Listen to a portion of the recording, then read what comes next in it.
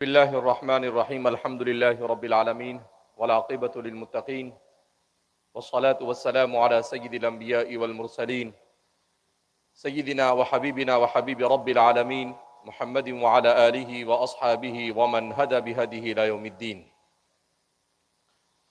قال الله تبارك وتعالى في كتابه المجيد والفرقان الحميد فأعوذ بالله من الشيطان الرجيم بسم الله الرحمن الرحيم.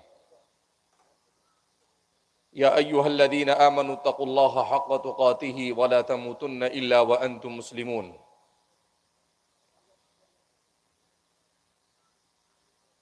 وقال النبی صلی اللہ علیہ وسلم لا تزال طائفة من امتی منصورین علی الحق لا يضرهم من خذلهم. برادران اسلام اور ہمارے اس ملک کے ایک زرخیز علاقے سے تعلق رکھنے والے علماء اور ذمہ داران قوم و ملت، پردہ نشین خواتین، سب سے پہلے میں اور آپ رب کریم کا شکر ادا کرتے ہیں کہ اللہ رب العزت نے مجھے اور آپ کو ایمان اور اسلام جیسی عظیم نعمت سے مالا مال فرمایا. اس دنیا میں انسان کو اللہ رب العزت بصورت انسان وجود بخشے اور اس کے ساتھ اسے ایمان اور اسلام کی نعمت سے مالا مال کر دے تو یوں سمجھیے کہ اللہ رب العزت نے اس کی کامیابی کے راستے کو آسان کر دیا. اور اگر اس دنیا میں انسان بن کر آئے، چاہے اسے دنیا کی کتنی ہی نعمتیں مل جائے، چاہے اسے حسن و جمال عطا کر دیا جائے، چاہے اسے دولت عطا کر دی جائے، چاہے اسے منصب عطا کر دیے جائے، دنیا کا بڑا سے بڑا عہدہ اسے دے دیا جائے، مگر ایمان اور اسلام سے اگر وہ محروم ہے تو اس کا اس دنیا میں آنا یہ کسی مصرف کا نہیں رہتا ہے. اسی لیے قرآن کریم کی آیت کریمہ میں نے آپ حضرات کے سامنے تلاوت کی، جس میں قرآن میں اللہ فرماتے ہیں یا ایھا الذین آمنوا اتقوا اللہ حق تقاتہ وَلَا تَمُوتُنَّ إِلَّا وَأَنْتُمْ مُسْلِمُونَ، کہ مسلمانوں اللہ سے ڈرو ایسا جیسا کہ اس سے ڈرنے کا حق ہے، اور وَلَا تَمُوتُنَّ إِلَّا وَأَنْتُمْ مُسْلِمُونَ، اور تمہیں موت نہ آئے مگر ایمان اور اسلام کی حالت میں. کہیں پر قرآن کہتا ہے وَاعْبُدْ رَبَّكَ حَتَّى يَأْتِيَكَ الْيَقِينُ،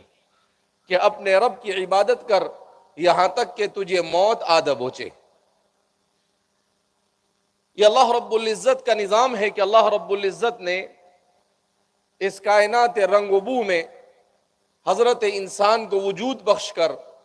اللہ رب العزت نے اس کی ہدایت کے لیے حضرات انبیاء کرام علیہم السلام کو مبعوث کیا. ان انبیاء کرام علیہم السلام نے سب سے بڑا کارنامہ یہ انجام دیا کہ انسان اور اس کے خالق کے درمیان رابطے کی راہ ہموار کی، کہ ایک انسان کا تعلق اپنے خالق سے کیسا ہو، اور ایک انسان کا تعلق زمین پر بسنے والے دوسرے انسان کے ساتھ کیسا ہو، وہ اپنے والدین کے ساتھ ان کے حقوق کو کس طریقے سے ادا کرے، وہ کس طریقے سے اپنے پڑوسیوں کے حقوق کو ادا کرے، وہ کس طریقے سے اپنے رشتہ داروں کے حقوق کو ادا کرے، وہ کس طریقے سے اس زمین پر رہ کر اپنی مرضی کے مطابق زندگی گزارنے کے بجائے خالق اور مالک کے مرضی کے مطابق زندگی گزارے. اسی اہم مشن کے لیے اللہ رب العزت نے حضرات انبیاء کرام علیہم السلام کو مبعوث کیا، جس کا سلسلہ ابو البشر سیدنا حضرت آدم علیہ السلام سے شروع ہو کر خاتم الانبیاء والمرسلین حضرت محمد مصطفیٰ صلی اللہ علیہ وسلم کی مقدس ذات پر ختم ہوا.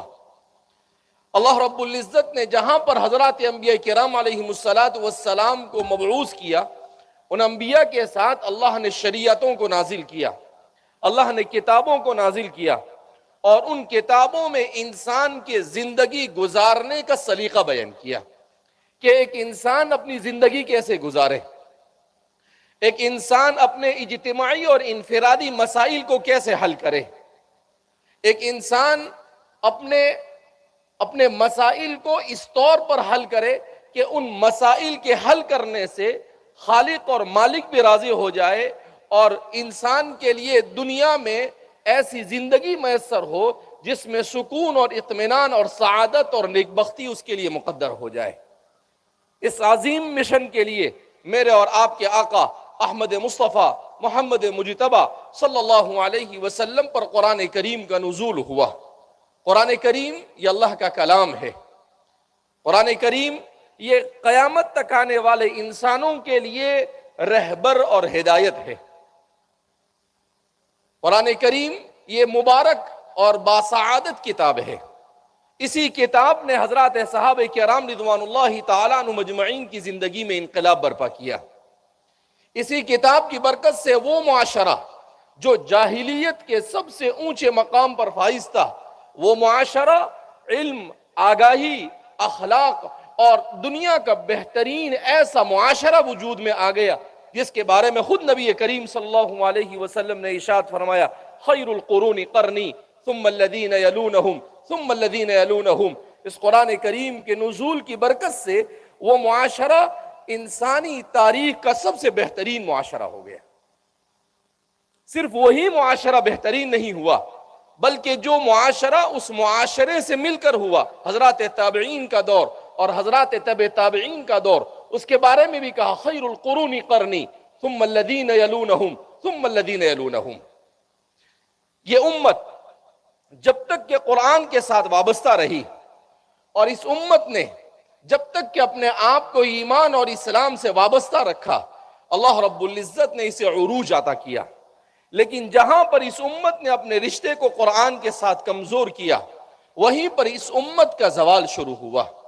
ایمان اور اسلام یہ اللہ کی صفت اور اللہ کا دین ہے۔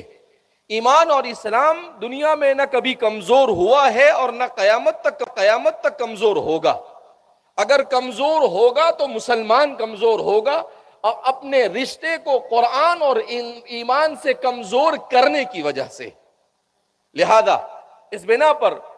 ہمارا اور آپ کا، ہم سب کا امتحان ہے کہ ہم جس دنیا میں آئے ہیں، اس دنیا میں ہم حق کے ساتھ کھڑے رہتے ہیں یا ہم باطل کے ساتھ کھڑے رہتے ہیں۔ یہ ہمیں فیصلہ کرنا ہے،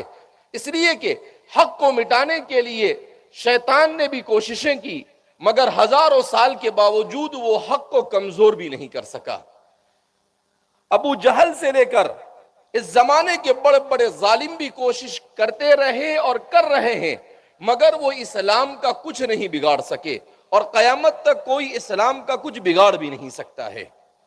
ہم دیکھ رہے ہیں کہ غزہ کی سرزمین کے اوپر آج 15 سے 16 مہینے ہو گئے، ایک چھوٹا سا حصہ ہے مگر اس کے باوجود دنیا کی تمام طاقتیں ان پر ٹوٹ پڑی، مگر ان کا ایمان، ان کا اسلام اور ان کا قرآن کے ساتھ تعلق ایسا مضبوط ہے کہ تمام طاقتیں مل کر بھی ان کا بال بیکا نہیں کر سکی اور کر بھی نہیں سکتی۔ وہ پریشان ہے کہ آخر یہ کون سی قوم ہے، یہ کس زمانے سے آئی ہے، ان کا ایمان کیسا ہے۔ ایسا کہا جا رہا ہے کہ یورپ اور امریکہ میں ہزاروں لوگ غزہ کے مسلمانوں کے ایمان پر ثابت قدمی کو دیکھ کر اسلام میں داخل ہو رہے ہیں کہ یہ کیسے لوگ ہیں۔ ان کے گھروں کو تباہ کر دیا گیا، ان کی مسجدوں کو تباہ کر دیا گیا، ان کے ہسپتالوں کو تباہ کر دیا گیا، ان کے پاس کھانا نہیں، ان کے پاس پینا نہیں، ان کے پاس سروں پر چھت نہیں، ان کے سونے کے لیے زمین پر بستر نہیں، کچھ نہیں ہے۔ 23 لاکھ نفوس ایسے زندگی گزار رہے ہیں مگر جب ان کے پاس کوئی پہنچتا ہے تو وہ کہتا ہے الحمدللہ، ہم اپنا سب کچھ ایمان اور اسلام اور اللہ کی رضامندی کے لیے قربان کرنے کے لیے تیار ہے۔ یہ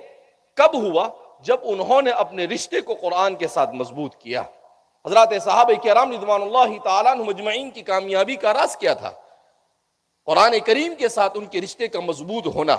حضرت علی رضی اللہ تعالیٰ عنہ فرماتے ہیں کہ اللہ کے رسول صلی اللہ علیہ وسلم نے فتنوں کا تذکرہ کیا تو ہم نے پوچھا، اے اللہ کے رسول صلی اللہ علیہ وسلم مل مخرج منہا، ان فتنوں سے بچنے کا کیا راستہ ہے؟ حضور نے فرمایا کتاب اللہ، خبر من کان قبلکم ونبأ من بعدکم وحکم من بینکم، کہ ایسی کتاب قرآن کریم کے ساتھ اپنے رشتے کو مضبوط کرو جس نے ماضی میں اچھے اور برے انسانوں کی تمام تاریخ کو بیان کر دیا، جس نے مستقبل کے تمہارے تمام مسائل کے اصول اور اس کے حلول کو بیان کیا، اور جو تمہارے ہر قسم کے مسائل کے عادلانہ احکام کو جاری وساری کرتا ہے۔ حضرت عبد الرحمن ابن ابزہ رضی اللہ تعالیٰ عنہ فرماتے ہیں کہ جب فتنوں کا زمانہ شروع ہوا اور مشاجرات صحابہ میں حالت بڑی ہولناک ہو گئی، تو ہم حضرت ابی بن کعب کی خدمت میں حاضر ہوئے اور حضرت ابی بن کعب سے کہا کیف المخرج منہا، اے ابی بن کعب، آپ اللہ کے رسول کے صحابی ہو، آپ سے اللہ کے رسول نے کہا اقرأہم بکتاب اللہ ابی بن کعب،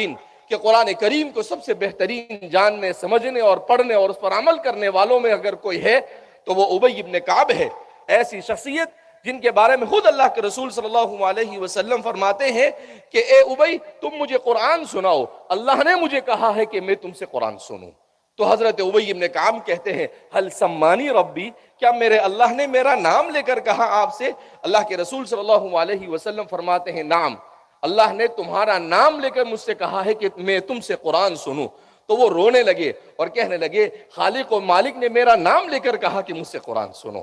ایسی شخصیت جب ان کے بارے میں عبد الرحمن ابن ابزہ ان کے شاگرد ہے، وہ ان سے پوچھتے ہیں کہ ان فتنوں سے نجات کیسے حاصل کی جا سکتی ہے، تو وہ کہتے ہیں بکتاب اللہ، اللہ کی کتاب کے ذریعے سے، کہ تم اللہ کی کتاب کو پڑھو گے، اسے سمجھو گے، اسے اپنی زندگی میں جگہ دو گے، اپنی اولاد کو سکھاؤ گے، تو ہر قسم کے فتنے سے اللہ تمہیں نجات نصیب فرمائے گا۔ حضرت حذیفہ ابن یمان رضی اللہ تعالیٰ عنہ، وہ ایک شخص ان کی خدمت میں حاضر ہوا اور آ کر کہتا ہے انی اخشى علی نفسی النفاق، مجھے اپنے اوپر نفاق کا ڈر لگ رہا ہے، تو آپ مجھے بتائیے کہ مجھے ایسا لگ رہا ہے کہ میں نفاق کے ساتھ تو کہیں اس دنیا سے نہ چلا جاؤں۔ تو آپ نے اس سے سوال کیا کہ جب تم گناہ کرتے ہو تو گناہ کرنے کے بعد توبہ اور استغفار کرتے ہو؟ اس نے کہا ہاں، میں گناہ کے بعد توبہ اور استغفار کرتا ہوں۔ اور دوسرا سوال کیا کیا تم نماز کا اہتمام کرتے ہو؟ اس نے کہا ہاں، پانچوں نماز جماعت کے ساتھ اور سنتوں کے ساتھ پڑھنے کا اہتمام کرتا ہوں۔ پھر آپ نے پوچھا کیا تم قرآن کریم کو پڑھتے ہو؟ کہا ہاں، قرآن کو پڑھتا ہوں۔ کہا لا تخف علی نفسک النفاق، جا چلا جا، تیرے اوپر نفاق کا کوئی خدشہ نہیں ہے اور تو نفاق سے مت ڈر۔ آج ہم جس دور سے گزر رہے ہیں یہ ایسا دور ہے کہ ایک کوڑی کے اندر میں ہم اپنی ایمان کو بیچ رہے ہیں، ارتداد کا فتنہ منڈلا رہا ہے، اور خاص طور پر عصری تعلیم کے ذریعے سے ہمارے نوجوانوں کے اندر میں ارتداد کی فضائیں قائم کی جا رہی ہے، جبکہ یہی وہ ہندوستان ہے جہاں پر آج سے تقریباً 150 پونے 200 سال پہلے آپ سے بالکل لگ کر دیوبند میں دارالعلوم کی بنیاد ڈالی گئی۔ وہ دارالعلوم اسباب ظاہریہ کے درجے میں اگر نہ ہوتا تو شاید میں اور آپ آج اسلام اور اسلامی تشخص کے ساتھ یہاں نظر بھی نہ آتے۔ اللہ جزائے خیر عطا فرمائے ہمارے ان بزرگوں کو جنہوں نے اس ادارے کو قائم کیا، اور اس ادارے نے صرف اتنا ہی نہیں کیا کہ ہندوستان کے مسلمانوں کے ایمان اور اسلام کی حفاظت کی ضمانت لی، بلکہ پوری دنیا میں اعتدال کے ساتھ اور صحیح معنی میں اہل حق کے مذہب کو باقی رکھنے میں آخری 200 سال میں جس تحریک نے سب سے بڑا رول ادا کیا وہ میری اور آپ کی تحریک دارالعلوم دیوبند ہے۔ ابھی میں پڑھ رہا تھا کہ ایک اہل حدیث اور غیر مقلدین کے عالم، انہوں نے 1990 میں کہا کہ ہم نے قرآن کی خدمات، کون سی جماعت نے قرآن کی کیسے خدمت کی، اس کا جائزہ لینا شروع کیا، تو فکر دیوبند سے تعلق رکھنے والے علماء نے آج سے 35 سال پہلے وہ کہتے ہیں کہ تقریباً 300 قرآن کریم کی تفسیریں 22 سے زیادہ زبانوں کے اندر میں لکھی۔ اس کے بعد 35 سال میں تو اور پتہ نہیں کتنی لکھی جا چکی ہوگی۔ تو اللہ رب العزت نے ہر میدان میں ہم سے کام لیا ہے، مگر اس وقت ہمیں بیلنس کرنے کی ضرورت ہے۔ ایک طرف ہمیں اپنے گھروں میں ایمان اور اسلام کو زندہ رکھنے کے لیے اسلام کی بنیادی تعلیمات سے اپنے بچوں کو اور اپنے آپ کو واقف کرنا ضروری ہے کہ ہم مکتب سے اپنے رشتے کو مضبوط کریں۔ ہم اگر اسلام کا بنیادی عقیدہ ہمیں معلوم نہیں ہے تو ہم اسلام کے بنیادی عقیدے کو خود بھی جانیں، ہمارے گھروں میں بھی اس کی تعلیم کریں، اور ہمیں معلوم ہونا چاہیے کہ اللہ کے بارے میں ایک مسلمان کا کیا عقیدہ ہو، رسول اللہ صلی اللہ علیہ وسلم اور انبیاء کے بارے میں کیا عقیدہ ہونا چاہیے، قیامت کے بارے میں اور آخرت کے بارے میں کیا عقیدہ ہونا چاہیے،